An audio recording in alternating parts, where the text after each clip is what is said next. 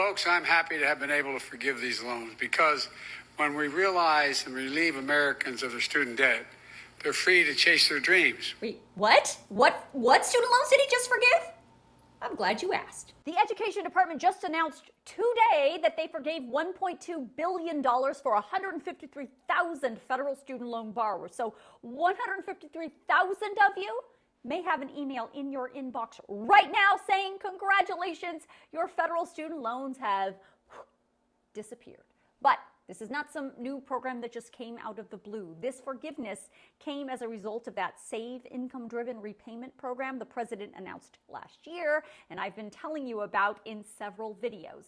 Last month, I told you in this specific video that this was all coming. The Education Department says they were going to start forgiving qualified loans under the SAVE program in February, and today they announced that first batch. So who qualifies for debt forgiveness under the SAVE program? You have to meet 3 criteria. 1, you have to be enrolled in the SAVE income-driven repayment program. 2, you have to have been making at least 10 years of payments on your federal student loans. And 3, your original loan was $12,000 or less. So if you meet all 3, not just 1 or 2, but all 3 of those requirements, then you should be expecting one of these forgiveness emails. If you didn't get one today, you may be getting one soon. It's also important to note that if you borrowed more than $12,000 initially in your federal student loan, you can still qualify for forgiveness through the SAVE program. For every $1,000 above $12,000 that you originally borrowed, you just have to be paying on that loan for 1 more year. So for example, if you are part of the SAVE program and you took out $14,000 originally in federal student loans and you've been making consistent payments for 12 years, your loan would be forgiven too.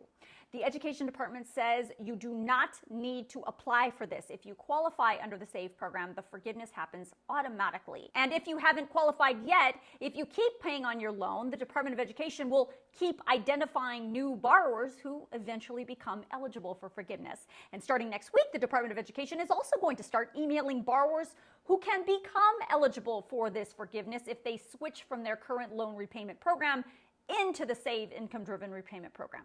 But forgiveness isn't the only benefit of the SAVE program. In some cases, certainly not for everybody, but for some, monthly payments are lower because the SAVE program is based on a new formula to calculate how much you should be paying back on your federal student loan. In fact, of the 7.5 million borrowers who are currently enrolled in SAVE, the Department of Education says 4.3 million, so more than half, have a $0 monthly payment. More features of the SAVE program to further reduce your monthly payment are going to be rolled out later this summer, including reducing monthly payments from 10% of your discretionary income to just 5%. So if you want to read more about all of this from the Department of Education, they emailed the document out tonight, and I will email it to you tonight in my News Girl News Roundup email, so make sure you sign yourself up.